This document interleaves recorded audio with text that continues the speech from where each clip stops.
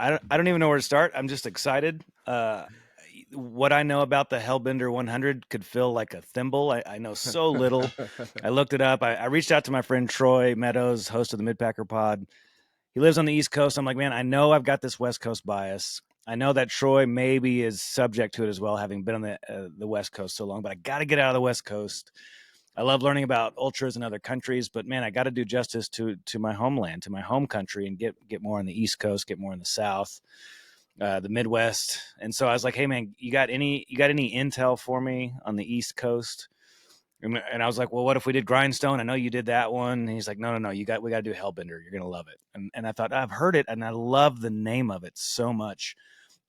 I looked up to see, who's got course records, who's in the top 10, where it's located, not far outside Asheville. I saw Tara Dower's name on there. I saw Carl Meltzer, of course, whose name's always on there on every top 10 and every 100 in the country. But I'm stoked to learn about this. I'm stoked to hear about what Troy's up to. I loved his series of episodes he did recently on Unbreakable. He actually got to talk to JB Bennett, the guy who did it. So it's going to be fun to get the update on Troy, what's going on in his world, and then to learn all about Hellbender. So first, Troy, welcome. Thanks, man.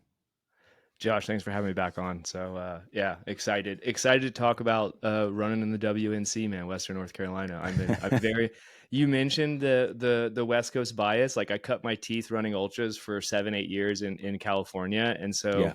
While I miss the California carpet, I've been back here on the East Coast for the last 2 years, and I am extremely, I like the Beast Coast. I will just say it. Yeah. I'm a fan. So yeah.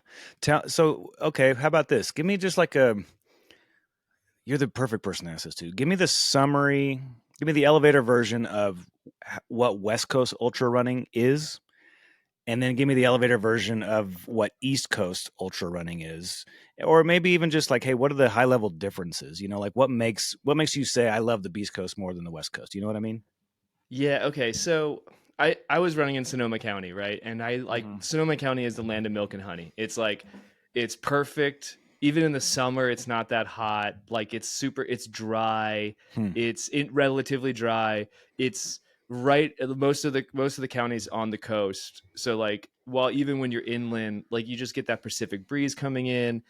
The trails, it's not entirely buffed out. Like there's definitely some technical running to be done, but like it's buffed out California carpet, man. So like the trails are cruisy.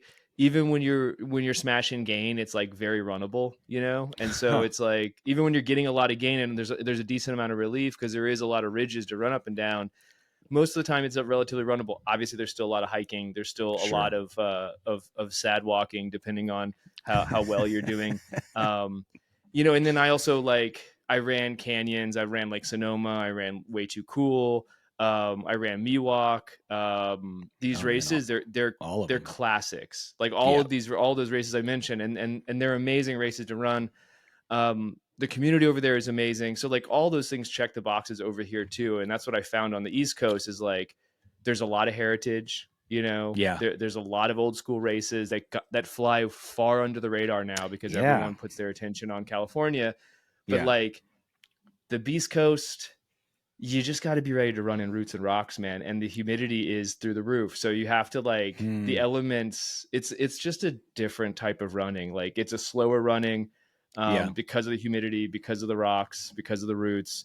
It's much more technical. And there's definitely buffed out single track to be found, but for the most part, race directors are sadistic. So they like to find the really hard stuff and they throw it at you. And that's kind of what I found when I came over here is that, the races just have a different edge to them. And but the one thing that's really cool is the community wherever you go. And the one place I haven't been is Utah. And I hear so many good things about the Utah running community, but like the community is the community. So it's like, it doesn't really change. I think the big difference is, I mean, I'm smacking the South right now. So Southern hospitality is real, man. So, I like that too. And I'm not, the community around California ultra running is amazing, but like, I mean, California, Northern California is not quite as pretentious as Southern California, but let's just be real. Like there's a bit of elitism that happens on the West Coast. So in here in the South, that doesn't really exist, man. So that's like the bird's eye view. I mean, the biggest thing Mm-hmm. is just like you're running in soup. If you're not, by noon, it's 90 degrees, it's 70% humidity, and there's like nothing but roots and rocks. It is really green over here, man. I know you guys don't know Oh, much about what green we looks don't. like, We and don't. We get it it's for like two lush. weeks. It's lush. It's green all the time, Mm. except for in the winter. So there's like 3 months in the winter where it's like, there's no leaves on the trees, so it's a different look and feel. But there's water everywhere, Josh. So like I don't have to carry, when I go there's very few dry sections of trail. Like there is Mm. just springs and water sources and places to Oh, filter constantly. And yeah, so that's unique. yeah, that's kind of at least the Appalachian Mountains for you. You have Yeah. lots of natural water sources that you can filter from. So logistically, it makes it a little bit easier to do bigger pushes. Yeah. But the miles are a little bit slower. I mean, that's the only thing I can say about it. So Yeah. Yeah. And you kind of beat me to it. One of my, you know, very high level, having never run on East Coast. If I did, there's some races that have come on my radar recently beyond just a grindstone. Yeti seems to have a crazy following. they do. Um, no Business 100. But here's my observation, and you hit on it. It's that the West Coast is louder. That's where some of the more prominent media people live. Dylan Sure. Bowman. I don't know that in my mind I can't imagine. I can't see like a free trail coverage thing happening on the East Coast. Maybe it's happening. I've just missed it. But it's all over there. They're a little bit louder, a little bit more focused on the West Coast, and thus maybe some arrogance exists. Um, the Yeah, East and I Coast would. doesn't feel they don't. I guess where I'm going with this is that the East Coast Yeah. doesn't feel like they have like this Napoleon syndrome where they're always trying to prove themselves. They're just like, hey, everyone I've talked to, like, we don't actually care that much. We've got a great community. Don't come over here and mess it up. Yeah, and I will say I've been welcomed with open arms. Like when I tell people, like, "Hey, I spent 15 years in California," like, "Oh, how is that?" And like, "It's great." And I'm like, well, how do you like the East Coast?" It's like, it's a lot harder to run over here, and everyone just laughs because they're just like, Yeah. good. Like they love. I mean, everyone loves hearing Yes. that. They're like, it's harder over here. I mean, Yeah. you don't have the Colorado scene has altitude, but I think we're going to talk about Hellbender. It's a tough race. Like I really Yeah. want to go run Jigger Johnson next year, and I Hmm. arguably feel like it's arguably the hardest 100-miler in the continental United States. I'll put Oh, it above. I'll love put it hearing that. above like maybe Ouray? Uray. Yeah. What? Yeah, Yeah. maybe Yeah. We Uray both because said it at the Uray just same time. Uray just has like a little bit more gain, but like Mm-hmm. the technical nature of the White Mountains is what makes it really hard. Like Mm. Colorado running, you're on. I mean, you're on like these trails that were meant to drive mules up, right? So it's steep, there's relief, but like it's a lot easier to run on than say, I don't know, like rocks the size of your head for 80 miles, literally just stacked on top of each other for 80 miles. I mean, at some point it's Yeah. just mind numbing. And that's what everyone I Yeah. hear tells me about the whites is like, go run a little bit there first before you sign up for a 100-miler. Maybe I'll do the 50-miler first. But yeah, Yeah. anyway. So just to give you an idea, it's like we don't have the same relief. Like the highest mountain here is actually Mount Mitchell, which is on the Hellbender course. It's Okay. 6,700 feet. Okay. But what we miss in relief in actual vert, big mountains is they don't. I mean, they like switchbacks here, but not Yeah. like they like them on the West Coast and in the Interesting. mountains So they just go west. straight up the gut. Most of the time you're just like, oh cool, what's the quickest way from point A to point B? This is it, let's do it. So Yeah. yeah, they pack it in. So Yeah. Oh man, that's cool. So, what do you? So Jigger Johnson's White Mountains. That's like northeast, right? New Hampshire, yeah. New Hampshire. Yeah. Okay. Because if something sounds familiar about White Mountains, I think maybe Finn Melanson tried to get a fastest known time there recently, or there's There, something that there, put it on my radar. yeah, that's the 100-mile wilderness is in the whites. Okay. So the 100-mile wilderness on the Appalachian Trail is through the White Mountains. So Okay. yeah. Okay. Yeah. Yeah, I mean, am I forgetting something? Like when I think about like the races that a Mountain Outpost are going to be at, they're going to be at High Lonesome, and they're going to be at Hard Rock and Western States. Is there anything prominent on the East Coast that's like getting the national attention that it deserves? No, but I think because Aravaipa now has a small detachment out of New Hampshire, and Jigger Okay. Johnson technically is a part of a race series that Aravaipa acquired. Okay. And I know they do this thing where it's this race. Man, you may have to do some research and maybe link in the show notes, but I think it's called Race the Train or something like that. And like, Okay. they have this like gauge train, and you can actually race the train. So like they let the gauge train go up the track, and then they have a track that runs next to it, and you race the train. And Oh, they, last year Vipa did do a live stream of it. It's a shorter race. I believe Joe Gray was the only one to beat the train. But like, so like, this no, I sounds mean, amazing. yeah, to answer your question, like, no, there's really not. Like, I think some of the US mountain stuff that happens, because there's a bunch of short mountain trail stuff that they run on the East Coast that are part of qualifiers for the team and all that stuff. Some of Yeah. that stuff does have a live stream, but like, those races don't, I mean, nothing has the cachet like Western States, like Sure. Hard Sure. Rock, like, Yeah. like, this is the first I'm hearing they're going to do High Lonesome. That would be really dope I to think tune I'm right in. on that. Because I'm not the go-to industry yeah, sure. insider, but I think that's true. Yeah, and that's that race is on my bucket list too. So I'm interested to be able to watch it. You watch the live stream, you get a pretty good idea of what you're Yeah. working with. So yeah. Yeah. Yeah. All right. Well, let's go to Hellbender. So again, geography is always my issue, and I assume other people's are. So let's take nothing for granted. So if Sure. I'm going to be coming from anywhere in the country, not by car, talk me from where am I flying into and where am I driving to? Yeah, so you can fly into Asheville. It has a regional airport. I wouldn't suggest it because you're going to pay an arm and a leg for that Okay. for the premium there, right? Because you're going to take a Yeah. puddle jumper out of like, you're going to fly into Atlanta or fly into Charlotte and then take a puddle Okay. jumper into Asheville. Most people, I think, if you're coming from the West Coast, like my buddy, I crewed a buddy this year at Hellbender. Shout out to Richard Turley. He flew into Charlotte. He happened to have friends Okay. there, but he flew into Charlotte, rented a car, and then drove out. You're going to drive to Black Mountain, so you're taking the 40. From Charlotte, you're going 40 west the whole way. If you fly into Asheville, you're 20 minutes west of. If you fly into Asheville, you're like 20 minutes west of Black Mountain. So it's right there. And I mean, for the audience, if anyone has never heard of Asheville, it's a really cool town to visit. It's definitely grown a lot. I lived here 15 years ago, and it's 10x what it used to be. Really? And but the food scene is amazing. We are one of the foodie capitals of the East Coast. We have many restaurants with James Beard Awards. There's just like amazing. It's amazing, vibrant, like cultural culinary scene.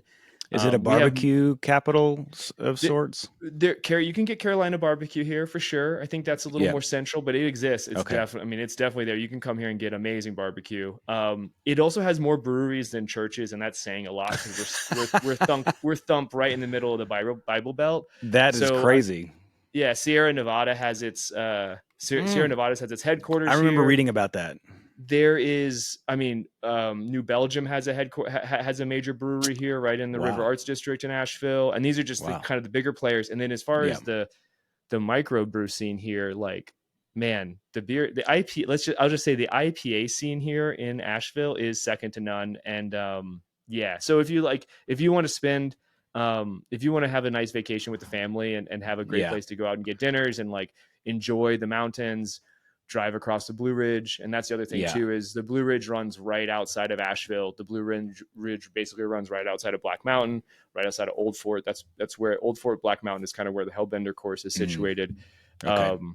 And the area is surrounded by forest land. Like Asheville is surrounded on three sides by three different national forests. So there's the trail access here is, in my opinion, second to none. And there's a big mountain bike scene here, and there's definitely a thriving trail running scene, but it's a really fun place to be. So, you fly into Charlotte, usually rent a car, or you fly into Asheville Regional, you rent a car.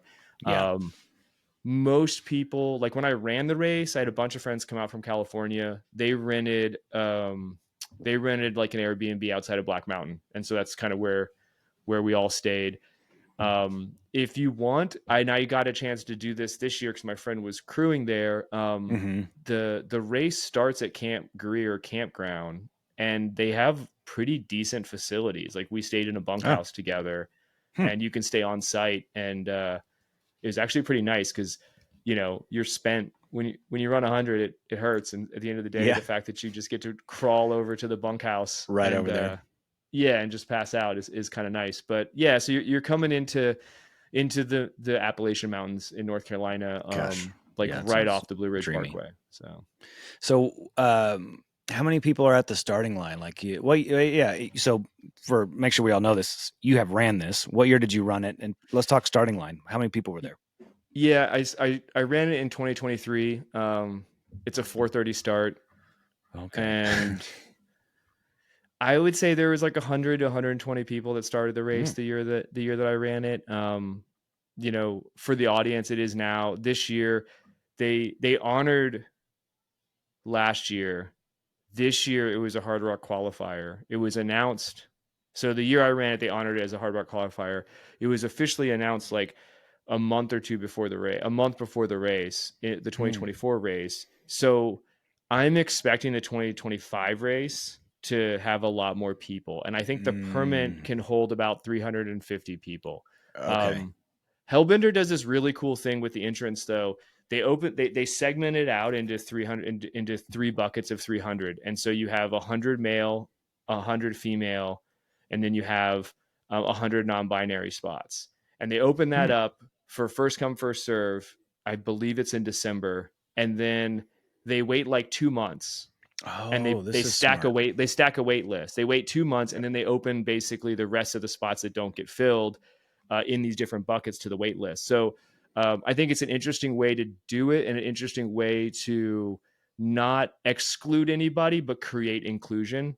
So Yeah. like if you're non-binary, if you're a female runner, you have these guaranteed spots, but they also know that they're likely not Mm. going to fill all those spots, and so Sure. they offer them up to the males on the wait list that wanted to run. So Yeah, I mean, with only hearing about this the first time from you, and I don't know if there's more to it, but it feels like a very nice, I'll say, gesture. Like it's sure, an yeah. acknowledging of something that I've never heard anybody else do it that way. I think that's a really solid gesture, pushing the sport forward, like you say, in terms of inclusivity. I think that's a really great model. Open it up for a while. If it doesn't fill, yeah, we're going to go ahead and then just first come first serve, whatever, or however that wait list thing works. But man, just to keep that open to everybody, I really like that model. I hope more people would adopt that. I did too. I thought it was a definitely interesting way to approach it. And the event is run by a not for profit, Run 828. Okay. And so with that, I mean, it's like every good race. They're the aid stations are amazing, the volunteers are amazing, like yeah, all that stuff, right? Everything, it's great. And at the end of the day, it's a very well ran event. They do require mandatory gear because of the summit up Mount Mitchell and the crest trail.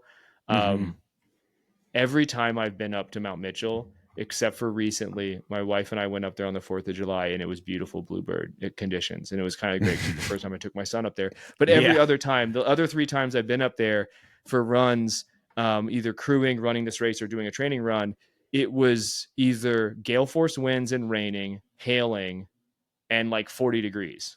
So like Dang. it, and we can, talk about at some point we can talk about the year that I ran it, but like it's usually hot and humid and balmy, and then you Yeah. you start to summit Mount Mitchell and it just starts pouring on you, and then you get to the summit and it hails on you, and it's just like, so the conditions up there in Mount Mitchell, it's like its own little microclimate, and they definitely make you carry a full bivy, not like an emergency bivy, not an emergency blanket, like an emergency bivy.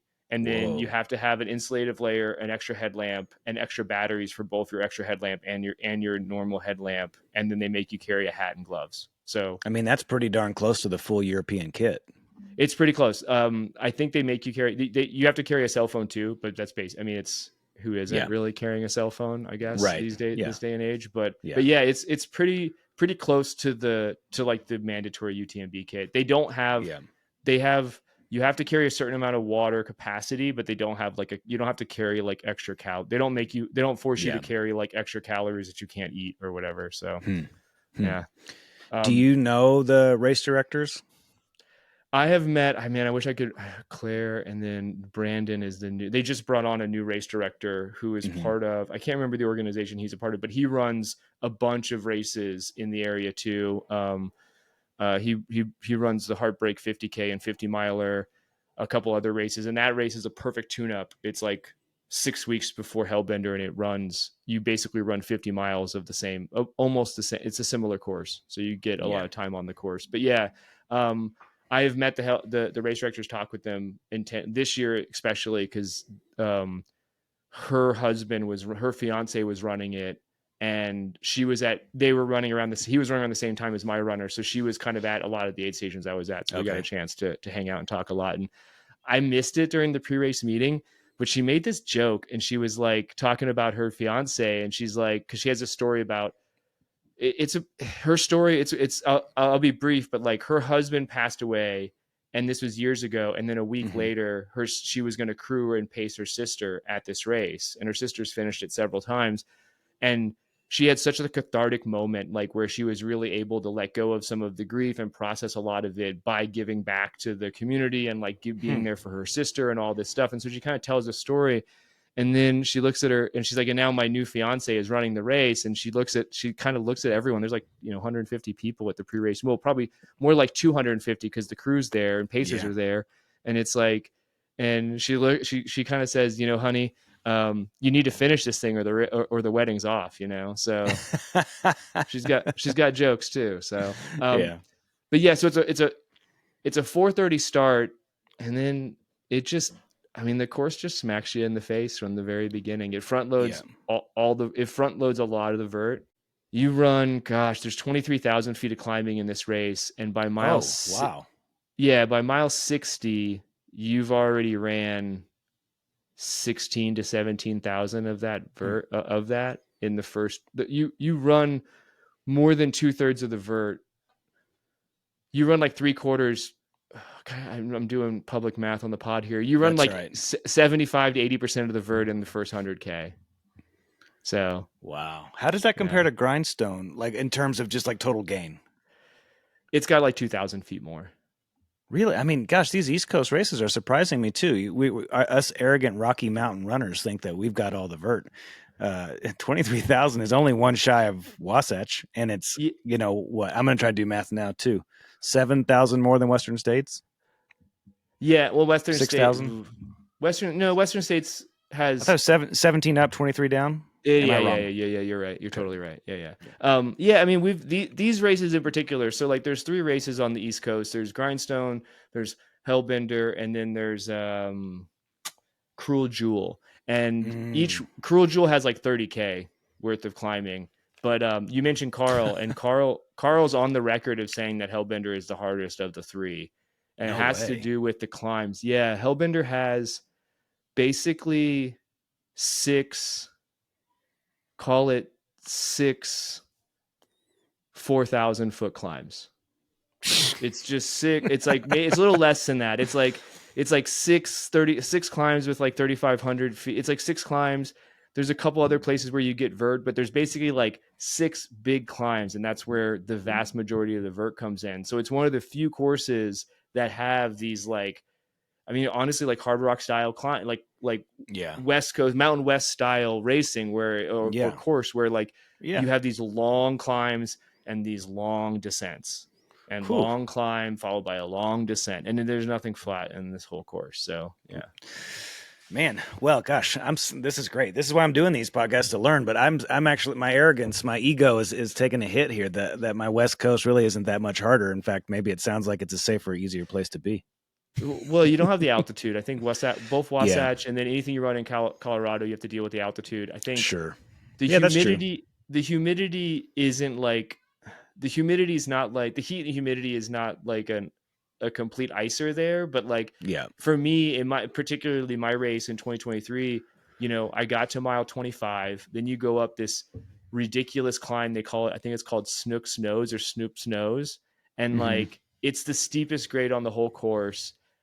And I just pushed myself way too hard. It was like right when things start to get hot. It got really humid. The sun came out. I got to mile 31, the 50K mark at Neal's Creek. I opened up my Yeah. drop bag. I looked at all of my nutrition and I said, I want nothing to do with this. Like all the sugar, like all of like the little Yeah. packets of Yeah. sugar and the gels and all. I'm like, I want nothing to do with that. And so then I proceeded to like hike up Mount Mitchell, which is a 3,500 foot climb in 5 miles up like some of the most technical trail. It's very, very, very technical trail in the pouring rain with like I ate like some potato chips, drank some broth, and took a bag of potato chips with me, and that's what I ate for That's that. it. I mean, I proceeded to spend the next 50 miles and gosh, 16 hours, like just sad walking in the woods until my stomach finally came back around and it got dark. It rained on us again. And then the sun finally started to come up. And it wasn't until I got back to the mile because you hit it's Curtis Creek. You hit Curtis Creek and Neal's Creek twice as aid stations. And so when I got back to Curtis Creek at mile like 75, I finally was able to like eat some, something solid. And it just finally came back around. I was able to kind of run a little bit, but by then I'd been, it was a 37-hour finish for me. So by then I was going to ask if you pushed through. So you pushed 29 through. Congratulations. Yeah, it's like 29 hours on my legs and, just kind of working to get to the finish. Was running with a good friend of mine and I ended up running like 80% of the course together. But yeah, I mean, it's logistically, it's actually easy. It's a decently easy race to do without crew, though it's nice to have it. There's 5 good spots to drop bags and 2 of them you hit twice. So, you don't have to there's 7 spots to drop bags, but like I used 5 and then 2 of them you hit twice. So you only need I only needed 3 drop bags for the whole race. That is nice. Yeah. But yeah, so you get up Mount Mitchell and then this is where like you've done a boatload of climbing and then you get to Mount Mitchell, you get to the summit, there's a nice aid station there, and then you get on what they call the Crest Trail. And there's a rope course on this trail. Like there's 3 sections where you have to like use a rope. I see. Yeah, like it's set up more for the backpackers because a lot of people backpack it, and there's just it's just the most if you look at the course profile, you're like, sweet, I'll get on top of the ridge, we'll make up some time, like we'll be cruising, this is great. And then it just smacks. I mean, it's just like this relentless up and down quasi class 3 scrambling in some places, with pretty decent amount of like just really sharp, like 20-30 foot pieces of relief where you're just like on big slabs of rock. And you do that for like 4 miles. And these are like, 30-minute, like they're 30-minute mile. Like, I don't know how the pros, like, I want to see what the pros do on these section, but they're cruising, but like, these are 25-minute miles on stuff that you're like, on paper, you're like, oh, cool. We'll be doing like, 12, 13, you'll be doing 12-minute miles, making up time, and then you start your descent. Half of the descent is as bad as the Crest Trail. And then you finally get down to like really amazing runnable, like beautiful single track, and you can really fly. And then, that's when you get down to the halfway mark, and the halfway mark is Colbert Creek. Is a church parking lot. It's a really good aid station there. That's usually most people are getting down like an hour before sunset the first day. And then you have this sadistic climb up the Buncombe County Horse Trail. And then once you top that off, you're pretty much at mile, 55, and you've done like 2/3 of the climbing. Gosh. And if you have legs, the back half of the course, all of the downhills, most of the downhills and some of the uphills are on fire roads. So like if you actually like saved yourself and had legs, like the back half of the course, that's where you can run. That's where you can run it, but you have to like have not turned your stomach inside out and completely foobarred your existence and not be sad walking for 50 miles. So, well then, this does feel like a good, now it's making sense that it's a hard rock qualifier. Hearing You I characterize it? couldn't, after I finished it, I couldn't believe why it was. Like I've ran Grindstone twice. Uh-huh. Grindstone's a hard rock qualifier. It's not anymore, but it was at the time that I ran it. Okay. I've ran both iterations of that course. I ran the old school out and back course, and I ran the new school by UTMB course. Mm-hmm.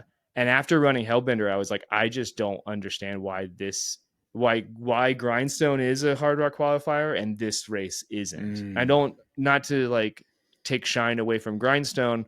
It's Sure. definitely a hard 100-miler, but I knew this one. The only thing that makes that you could say maybe Grindstone's a little bit hard. I mean, on par is just the 6 p.m. start, like the late the evening start for Grindstone kind of adds a little layer because you have to run through the night twice. Yeah. But I was tireder.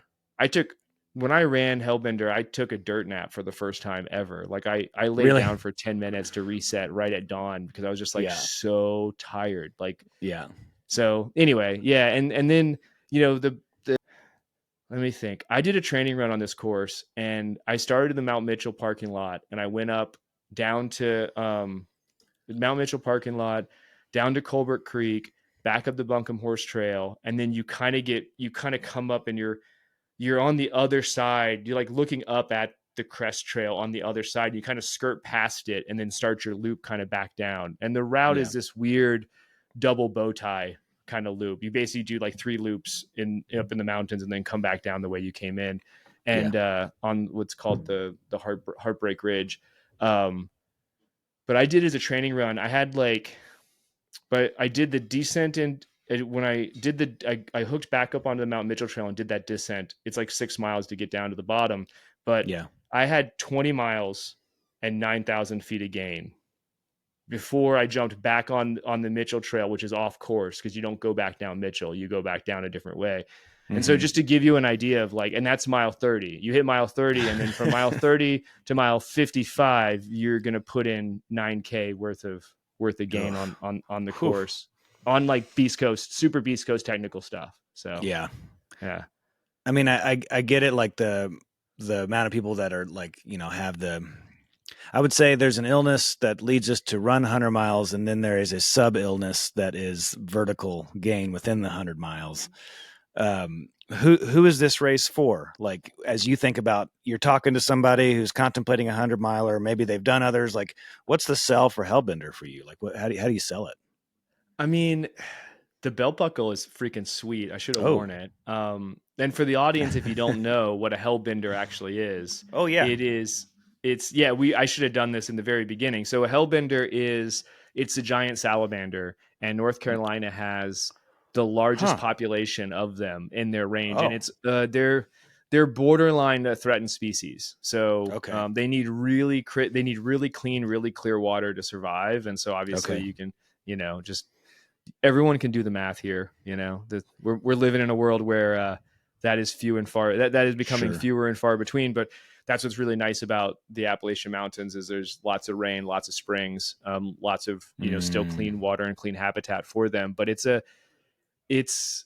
salamander that grows to anywhere between like 1.5 feet and 2.5 feet. Oh God. Yes. Yes, dude. They're cousins to the giant salamanders in China and Japan, which grow to like 5 and 6 feet long. So this is like the American, like, kid sister or redheaded stepchild or whatever, of the giant salamanders from in So Asia. Are you seeing these while you're running? Well, I know very few people who have seen them. Like I've talked to some old timers in North Carolina, like, oh, I used to see them all the time. And then I have a couple friends around my age who they're like, oh, there's a couple spots I can take you to if you want to go see them. The Nature Center here, which we have like an annual pass. It's like $80 and it's basically like a zoo, but it has all the local animals in it. And we take our son there. Like he wants to go there every other day. So we're like, this is so worth the cost. 80, but this is like a no brainer because we can take him there for a couple hours every day. He loves it, or a couple times a week, but they have a Hellbender there. And so I've gotten a chance to see one like in captivity, but I mean, it's like the salamander you're thinking of. Just imagine it like 20x. Like it's a 1.5 foot long salamander. So, and that's a Hellbender, and that's what the race is named after the animal.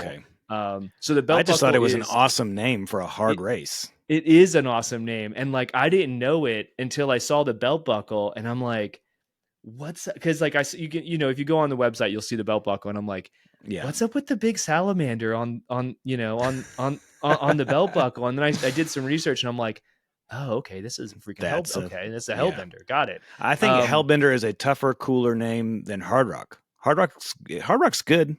Yeah, it's Hellbender good. is so badass. Yeah. Yeah. Well, and this was I signed up for this race on a lark. I'll sell the race, but like one Yeah. of my friends was like, hey, you guys need to come run this. It's amazing. I've been on part of the course. And it was like a group text with me and like 4 or 5 other people who were like all California ultra runners that we all know. And my friend English, she lives in Virginia now. She's like, hey, we should all just get together and run this. And it was like, I was like dropping the car. I remember because I was dropping the car off to get worked on at the dealership. And I'm like sitting there listening, reading this text message chain. And everyone's like, I'll do it if you do it. I'll do it if you do it. I'll do it if you do it. And I'm like, F it. And I went to Ultra signed up, and I was like, I'm in. Are you guys in? Yeah. And so then it's like, everyone's like, I'm in. And so like, Dude, we all basically showed up.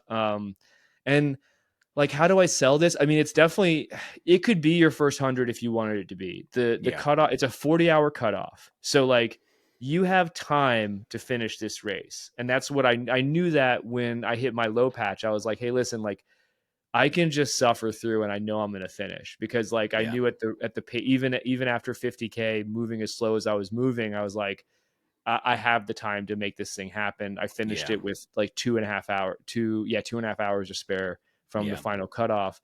And that was me like I sad walked for literally 50, 60 miles. Like, it was like, I had the lowest low patch I've ever had in a race. I've been there. It's how do I sell it? I mean, it's hard. Like, do you like to do hard things? It's really hard. Yeah. It's like, this is a hard version of a hard thing. It's a very hard version of a hard thing. Exactly. And you get a tour of the Black Mountains, man. And it's a part of the Appalachians that, like, when you come, if you come and do, the not the Appalachian Trail, if you come and do the Blue Ridge Parkway, there's like a bunch of things they say you have to do. You got to go do Craggy Gardens. Mount Mitchell, I mean, you can drive. That's the thing about Mount Mitchell is like, we do this crazy climb. You can drive to the top of Mount Mitchell.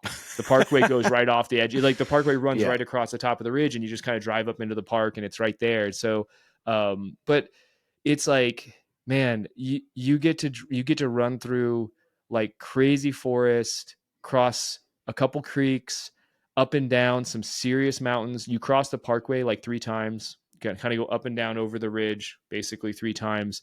And it's just beautiful, green, lush. There's a couple pretty open vistas. And it's really technical trail. Like, for the most part, it's run on, I'd say 70% of it's ran on like relatively technical single track. And then you have these fire roads kind of mixed in between. So, yeah. Man, I mean, what I love about it, and what I've learned about all these races I'm doing, is that they all have their place. Like, they all, especially ones that we've heard of, at least, they have their place. There may be some that are developing, like a Devil's Gulch that I'm going to go hang out at this weekend. It's got 16 runners at it. It's figuring out its place. But these races that you've heard of, like Hellbender and all, like, to go into a little bit of a deeper dive, it's like, oh, that's why, that's why I've heard of it.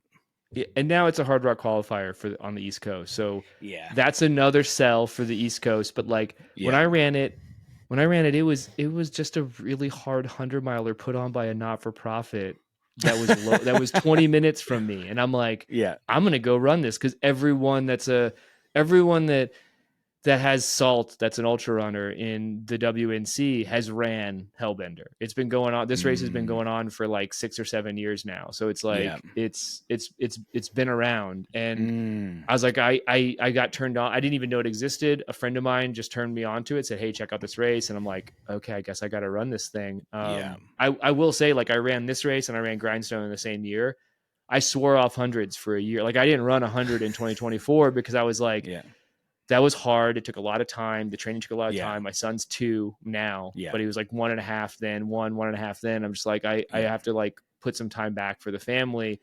That being said, like, I finished that race going, I swore I had like 28, 29 hour finish. I mean, 20, yeah, I had 28, 29 hour fitness, and I finished it in 37 hours. I'm like, Yeah. I gave so much back. I Yeah. need to go back there and take at least Yeah. take 5 or 6 hours back from that course. Yeah. And that was really nice about going back and crewing it. Is my buddy came out from the West Coast. He ran it in like 31 hours. We snuck him in right under 32 hours, and it was really cool to watch him come in and like look good.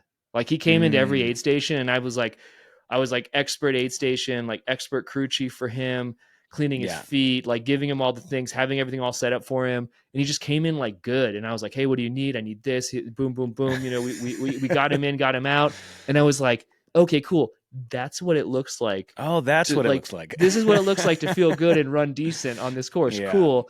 And I mean, he even said like he's used to having like his wife crew him at like one spot, you know, because his wife will come out with the family. They'll meet him at one spot. He's like, dude, I've never had someone. I met him at all 7 aid stations that you could have crew. Yeah. And then I paced him in the last 25 miles. And I was like, I had an amazing day. I got time on the course. And he was just like, dude, I've never had like F1 style pit crew, like style me out at 100. So that's cool. And it was really cool bonding for us too. So, yeah, I mean, I don't know. As you can tell, I'm like super passionate about this race. I love the organization behind it. They're all really amazing, good people. Yeah. Not like it matters for some, but they had like 2 really good kegs at the finish line, and so that's always a plus. You know, yeah. Plus burger. I mean, it's burger. They have burgers and local beer at the finish line from Hillman. Hillman Brewery sponsors the race, so that's cool. Yeah, it's a nice vibe, man. It definitely has that old school vibe too, because you can camp on site. You know, you got to pay to camp on site, but you camp on site, or you can stay in the lodge. They do a pre-race meal, which is a really nice meal that all the runners, it's like basically free for the runners. And I think you got to pay a little bit for your crew. Yeah. It has that vibe that this is a very East Coast thing. Grindstone was the same way before UTMB acquired it. You stayed at a Boy Scout camp. Everyone camped there. Everyone stayed there. So like there's a camaraderie around like seeing everybody and like being a part of that. A community building thing. And a lot of the people do stay in hotels. They stay off site, but it was just something. It's like it has that vibe and that feel that is very much reminiscent of, you know, ultra running in the 90s and aughts, you know, back before it was this big thing to do. Yeah. Back when it was just a bunch of crazy people.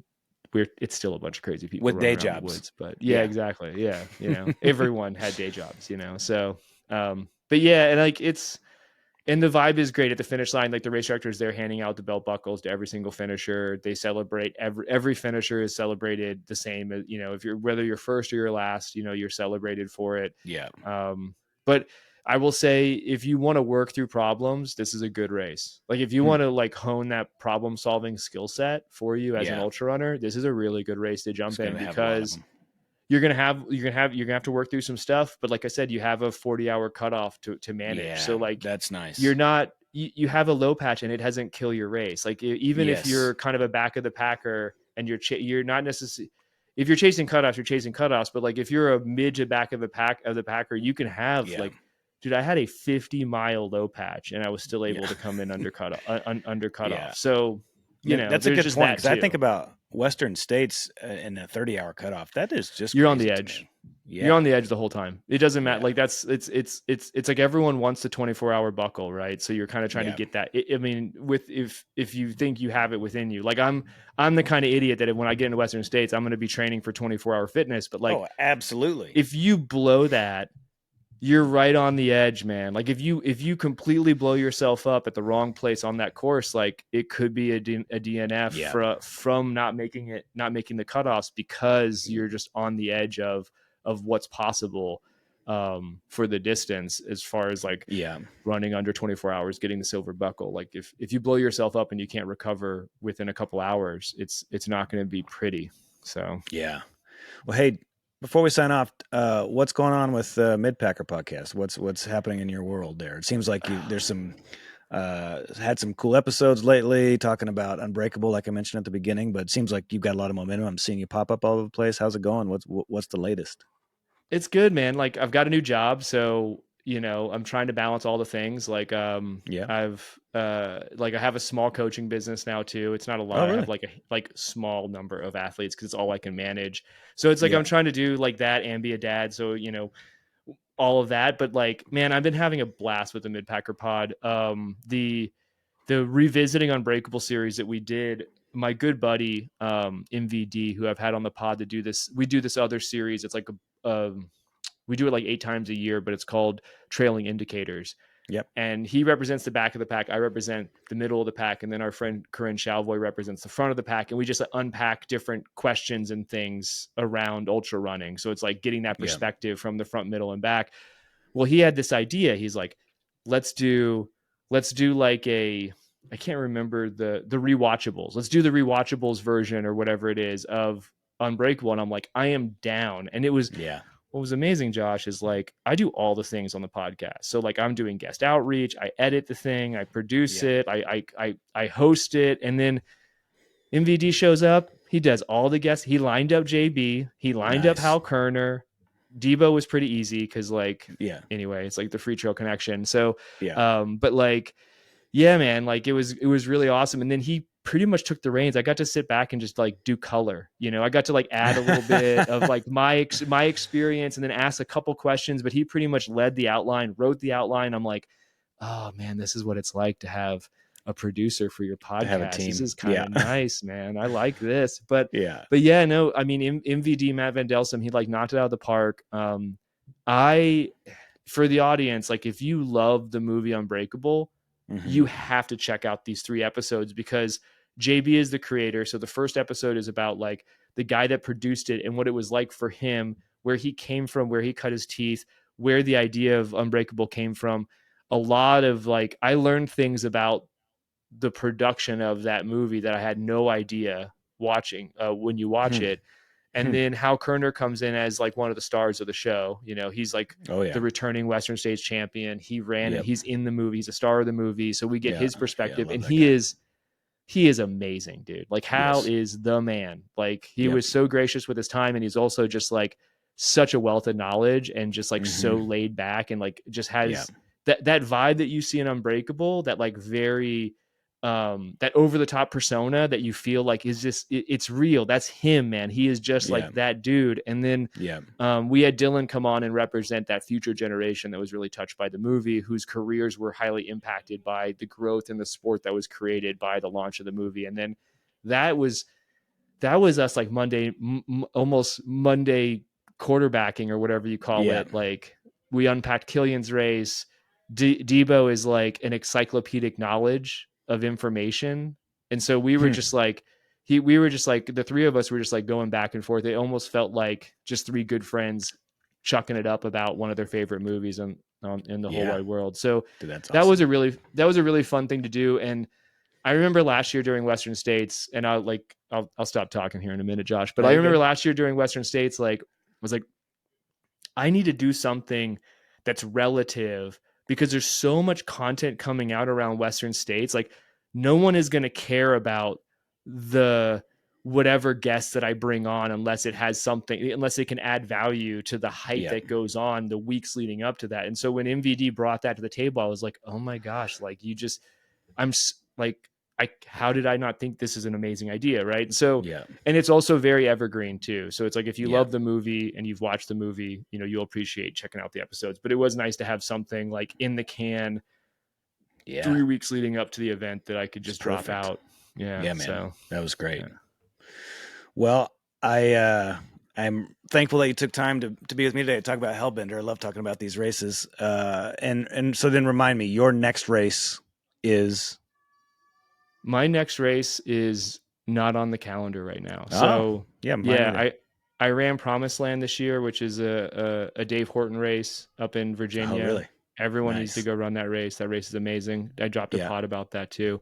Then I ran Quest for the Crest, which is a very hard race on similar trails as Hellbender in that side of the Black Mountains. It's a 50K with 12K of climbing. Yeah, it was a fun day. And then 3 weeks later, I ran Laurel Highlands, which is a 70.5 mile point to point in Roxylvania, so in Pennsylvania.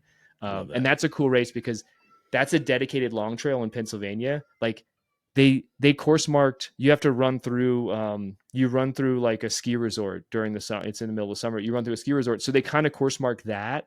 But like other than that, you're just following yellow blazes on trees the whole day, like the entire time. They don't have to course mark it. It's like running a 70-mile section of the AT basically. Yeah. You know? Oh, dude, that's great. And that's a cool old school race. They've been doing it for 45 years. So that's another one. Like if that's another one that's kind of goes under the radar, but it's a really, really fun event. And then I don't have anything, man. I'm like thinking about doing, I think it's called the Looking Glass 100K. Yeah. I think that's right here. It's a local race here in Asheville.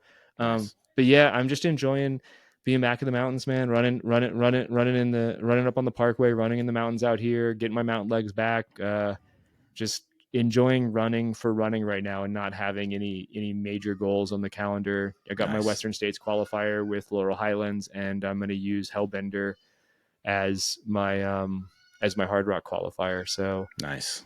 I'm gonna next year ask me again next year, because I got to run another hard 100, because I got to keep putting the tickets in for hard rock. So well, I'll do it. We'll hopefully we'll talk again before then, but let's definitely talk next year and see what you're up to.